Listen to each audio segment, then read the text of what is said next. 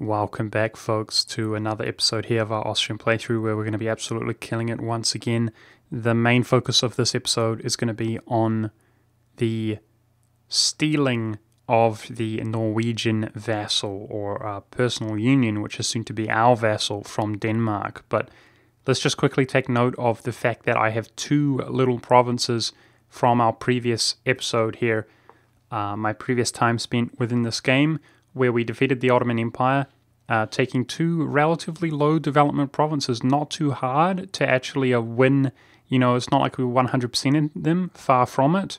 We got about 30% war score and pieced out with just enough to absolutely undermine them with our beautiful Reconquest CB that we're going to acquire once we've released both Serbia but also Byzantium, giving us Reconquest on the absolute vast majority of the Balkan side. Now, with that being said, guys, keep in mind that I am integrating Sweden, and I just want to reiterate, when you transfer a subject, regardless of whether they're a personal union or not, they're going to result as a vassal for the person who wins the war and transfers the subject to their control. And that is why I'm able to integrate Sweden. Just for those of you who are not 100% aware of what's going on, a few episodes ago we stole Sweden, but that's why I'm able to integrate them, because over 10 years has passed. 20% of the way having integrated Sweden, and I actually boosted autonomy in those two provinces that I previously took from the Ottoman Empire last episode in order to try and stove off, to delay the unrest that is there. Of course, they are both Orthodox provinces and therefore they're quite unstable. But by boosting autonomy there, and as you can see, I'm converting them instead of coring them up, hoping to stabilize them in the meantime before the rebels spawn. Now, the reason that I'm not just releasing Serbia and Byzantium right now is because I'm actually capped out on my Diplo slots. I think I have 6 relations, and one of those, of course, is Sweden. So my intention is to wait until I've integrated Sweden and then release them. And, you know, I'll be 1 over my Diplo slots, but that's going to be fine. I would certainly not want to release them right now, and then I would be 2 over, but I'm also integrating Sweden. That's where most of my Diplo points are going at this stage, because my Diplo reputation is very high, which means we spend a tremendous amount of Diplo. In fact, in my case, it was just about all my Diplo per month integrating Sweden. Now, I'm just checking out the peace deal here, guys. You can see, thanks to the transfer subject 50% cost and my diplomatic ideas, Norway is considerably smaller than Sweden, and therefore it only costs about 60% war score. So, by using the Imperial Ban CB, I am actually able to release Holstein, which is the dream. That's going to make the empire into the sort of perfect situation where we're not losing any imperial authority via unlawful territory. And I was also looking out eastward just because it costs 0 Diplo. You can see that Denmark does have some of the Balkan provinces, Baltic provinces, I don't know why I said Balkan, and I can, for free, because of my CB, actually release Estonia.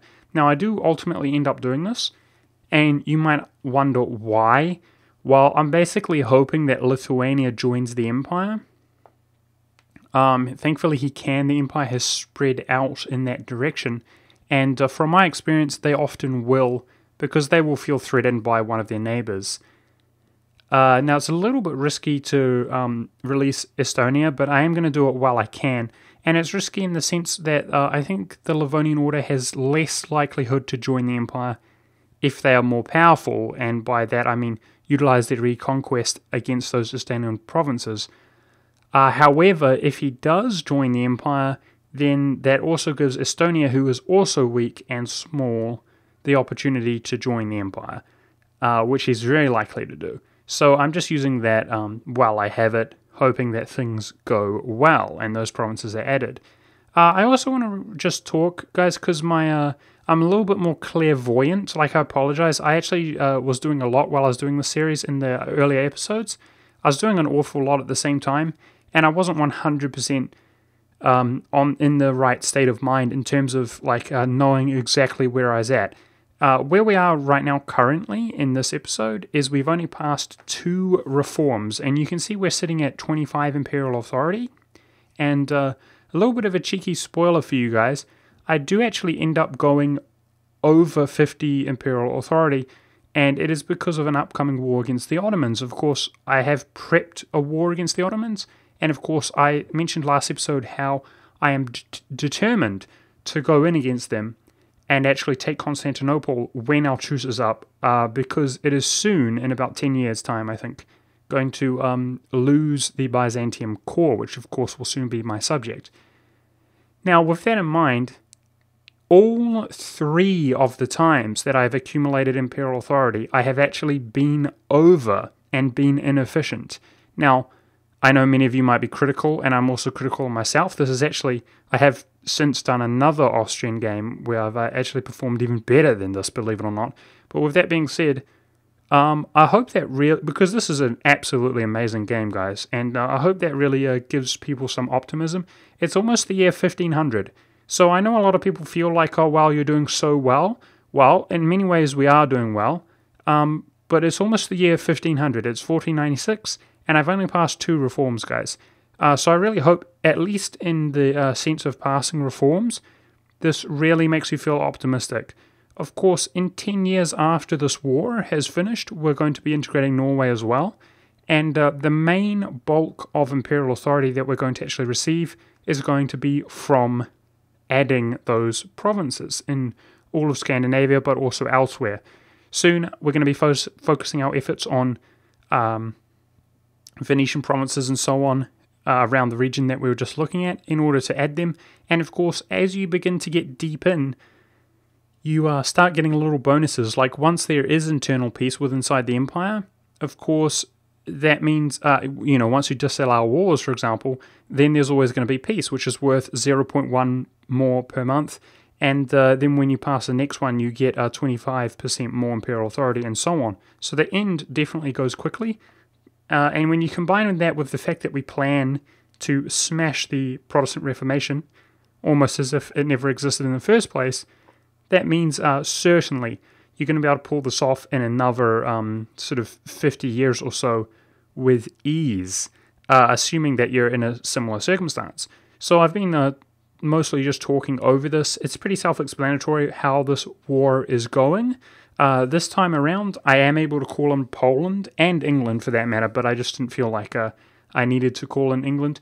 I had many more favors going with Poland, and I highly recommend you guys, you can still see if you look up in the top left, I actually have some debt still, and I believe that is primarily lingering over from the previous war against the Danes, which was actually the hardest fought war for myself throughout the entire game. Now notice here from, who is that, Bremen? I'm actually, I used my unlawful territory, or demand unlawful territory to release Brunswick, despite how much land he has. Do you understand? So I always use it very deliberately to release individual princes, and I suggest you do the same thing.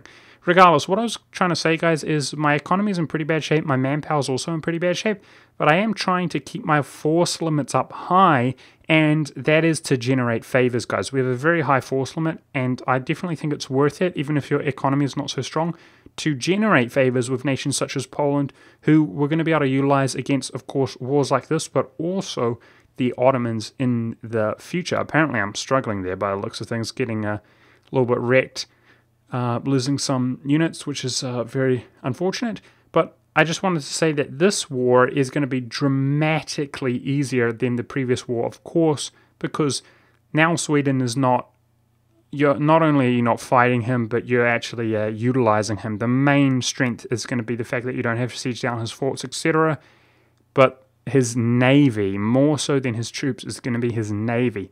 You no longer have to deal with them, but if anything, they're going to help you out, and that's going to allow you to, as you can see, I am on the Danish capital, and we're not going to have to go all the way through Russia, and a nice easy war here, well, relatively easy, where we're stealing Norway, releasing Holstein and Estonia, and of course, in 10 years' time, I'll begin integrating Norway, and we're about 50% integrated of Sweden. Pretty self-explanatory. Thanks for watching, guys. Hope you're still enjoying, and I'll see you in the next episode.